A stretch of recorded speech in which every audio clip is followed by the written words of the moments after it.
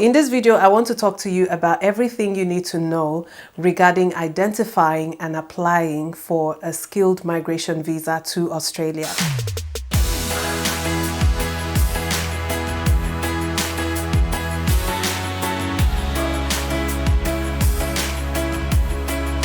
Hi everyone, welcome back to my channel. My name is Chioma if this is the first time you're meeting me on here. So I am sure you read the title to this video already and we're going to be digging right in. So in this video, I want to talk to you about everything you need to know regarding identifying and applying for a skilled migration visa to Australia.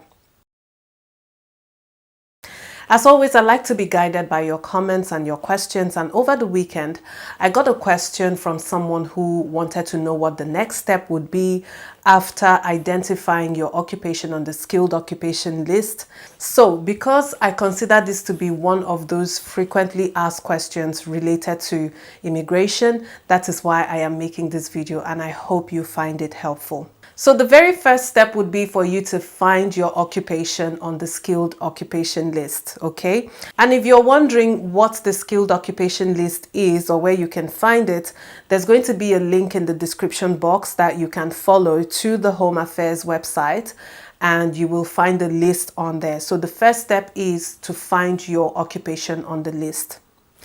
The next step, I would say, because we're talking about skilled migration here, would be to find out the visa options that are available for that occupation. Again, you can find this information on the same skilled occupation list going through the same website. Just a note on the popular skilled migration visa subclasses to Australia. There is the 189, which is the skilled independent visa, the 190, which is the skilled nominated visa, and the 491, which is the skilled work regional provisional visa. I'm going to explain a little bit about each of these visa options and some of the key features of these visas. The 189 is called the skilled independent visa because it is not attached to migration to any particular state or territory within Australia. If you are granted this visa, you can settle anywhere you like in Australia. The 190 visa, on the other hand, is a skilled nominated visa, which means that you would have to nominate a particular state you're interested in migrating to. And when you do get this visa, if you are granted this visa, you can only stay in that state for at least 2 years after your visa grant. After 2 years, that condition expires, and if you wish to move to somewhere else within Australia, you're free to do so. The 491 visa is attached to regional migration. And again, it is kind of similar to the 190 visa in the sense that you would have to nominate a particular region in a particular state. And if you are granted this visa, which usually lasts 5 years, you would be required to live and work in the region you nominated for at least 3 years before you become eligible for permanent residency under that visa. So of the 3 visas that I have mentioned, the 189 and the 190, as you can tell, are permanent migration visas or permanent residency visas. The 491, on the other hand, can ladder into permanent residency, but you would need to meet the extra requirements of living and working in a regional area for at least 3 years. And that is why it is called a provisional visa. Another thing that I wanted to mention about these visas, especially the 190 and the 491, is the fact that you get extra points when you apply for each of these visas. For the 190, you get extra 5 points from the state towards your total migration points if you're interested in the 190 visa. And the 491 visa, because it is attached to regional migration, attracts an extra 15 points. Okay? Another thing I'm going to mention here, if you are interested in the 190 or the 491, I would also highly recommend that you look at the migration list of the particular state or the particular region that you want to go to and find out if your occupation is listed on their respective list as well. Okay, so yes, what I'm trying to say here is that every state in Australia has got their own migration skilled list, and you want to check whether your occupation is captured on that list as well, especially if you are interested in either the 190 visa or the 491 visa. The next step would be for you to do a bit of a self-assessment using the points calculator. And this is where you want to determine how many points you would be scoring towards your migration, okay? If you didn't already know, the skilled migration program to Australia is points tested, which means that there are different categories you would need to score points under, and a total of all the points you get from each of these categories will determine whether you meet the cutoff or not. The cutoff for skilled migration to Australia is 65 points, but I will tell you something here. Please do not aim for 65, okay? Because when it comes to being invited to apply, the people who usually receive invitations quicker are people who score really high points. So if you just stop at 65, chances are you might be sitting in the selection pool for a lot longer. So please aim for as high a score as possible, okay? All right. So after you have done that little self-assessment to determine how many scores you might be getting, another thing that is super important is for you to look up the requirements for returning a positive skills assessment. So going back to the skilled occupation list, which I said you can find on the Home Affairs website, you would usually find a link to the assessing authority for your particular occupation on that website as well.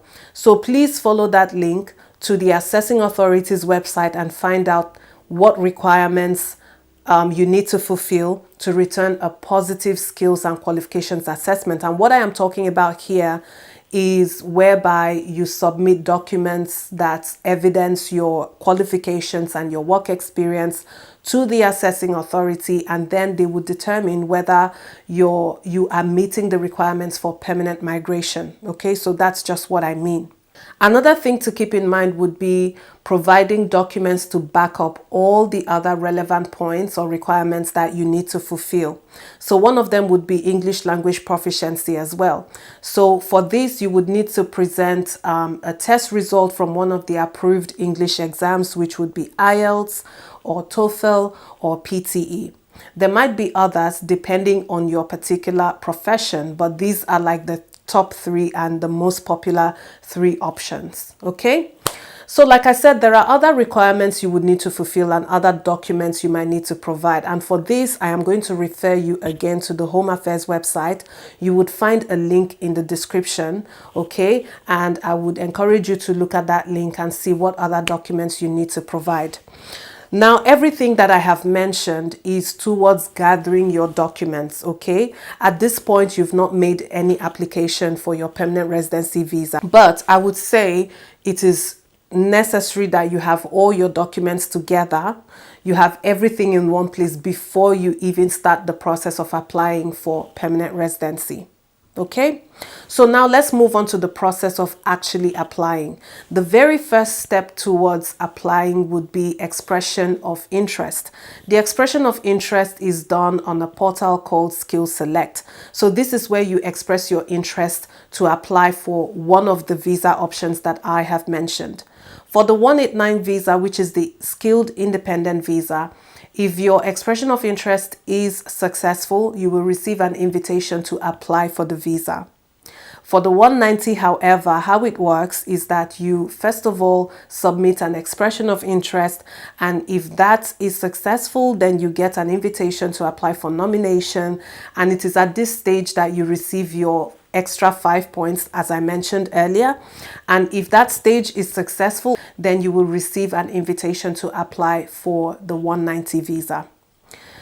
A similar process applies for the 491 visa, where you express interest and then you get an invitation to apply for nomination, you receive your 15 points, and then you go on to apply for the visa. But like I said, for the 491, you will have to come into the region, settle in there, work and live there for 3 years before you apply for permanent residency. But once you meet those requirements, for sure, your 15 extra points will be added to your scores, okay?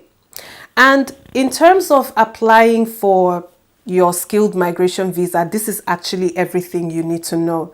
If you've got any more questions about this process, please do not hesitate to ask me. Put it in the comment section, or you can send me a private email. My email address is always linked in the description box as well. Before I go, I'm just going to do a quick recap, just so that, you know, we're all thinking in one direction, right? Just a brief recap. Number one, find your occupation on the skilled occupation list. Go a step further and look for it on the relevant state or regional migration list in the states that you are interested in applying to.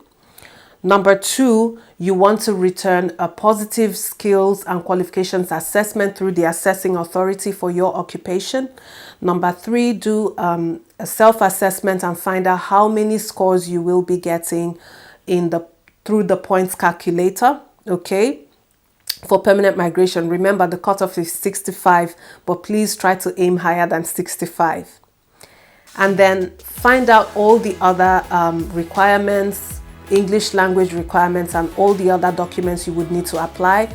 Gather all these documents and then move to the process of expressing your interest, getting invited to apply, and applying for your permanent residency visa. I hope this has been helpful. Like I said, drop me any questions you may have, and I'll see you again in my next video. Bye-bye.